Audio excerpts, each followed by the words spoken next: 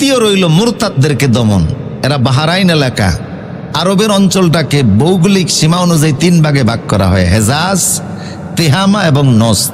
Tihama হচ্ছে এমন একটা অঞ্চল যেটা মরুভূমি এলাকা। মরুভূমিতে প্রচণ্ড বালির জ্বর হয়। বালির জ্বর মানে বাতাসে কয়েক হাজার টন বালি উঠাইয়া উড়িয়া নেয়া দাপ করে এক জায়গায় ফেলে দিচ্ছে। যেখানে ফেলে দিয়েছে ওই বালির নিচে মানুষ, বাড়ি ঘর, গরু, ছাগল সাফা পইরা ওই জায়গায় কবর হয়ে গেছে। এরকম বিশাল বিস্তীর্ণ অঞ্চল। রুব আল খালিল আরবের 4 ভাগের 1 ভাগই হলো মরুভূমি।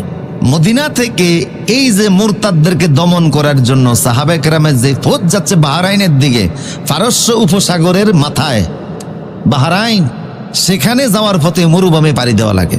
কিন্তু হযরত আলা হাজরামি মরুভূমি তিনি পাড়ি দিচ্ছেন, এক পর্যায়ে যাইতে যাইতে ওনাদের পানি শেষ হয়ে গেছে। সাহাবায়ে কেরাম বললেন, পানির অভাবে আমরা কি করব? আলা হাজরামি বললেন, আমরা আল্লাহর পথের, আল্লাহর দলের সেনাপতি, আমার দৃঢ় বিশ্বাস পানির অভাব দিয়ে আল্লাহ আমাদেরকে মারবেন না। হঠাৎ করে সাহাবায়ে কেরাম দেখে মরুভূমির উপরে পানির ঝর্ণা প্রবাহিত হচ্ছে। আলা হাজরামির নেতৃত্বে সাহাবায়ে কেরাম গিয়ে সেখানে পানি পান করলেন, খাইলেন, গোসল করলেন, মশক বললেন, উট, গরু, বেড়া যেগুলি ছিল ওইগুলিকে ওনারা পানি খাওয়াইলেন। পানির সমস্যার সমাধান হলো। আরো কিছু দূর যাওয়ার পরে রাত হয়ে গেল 12টা। আলা হাজরামি বললেন, এখন আর রাতে পথ চলতে পারতেছি না, ক্লান্ত হয়ে গেছি, রাতে এখন সফর করি, একটু যাত্রা বিরতি করি। উটের থেকে নামছেন মাত্র, যাত্রা বিরতি করবেন, ঘুমাবেন, ঠিক এমন সময় উটগুলি এক হইয়া সব পলায়ন করে চলে গেছে, মাল সামানা সহ।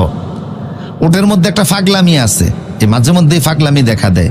তখনকার ফাগলামিটা দেখা দিলে সম্মিলিত সব উট চলে গেছে। সাহাবায়ে কেরাম রেস্ট নিবেন কি, রাতে কাঁদতে শুরু করলেন যে এখন উট যদি মরুভূমিতে হারিয়ে যায় তাহলে মৃত্যু নিশ্চিত, কারণ এই উটের উপরে আমাদের খাদ্য পানীয় সবকিছু আছে। আলা হাজরামি বললেন, টেনশন করো না, মুজাহিদদেরকে আল্লাহ এত বিপদের মধ্যে ফেলবেন না।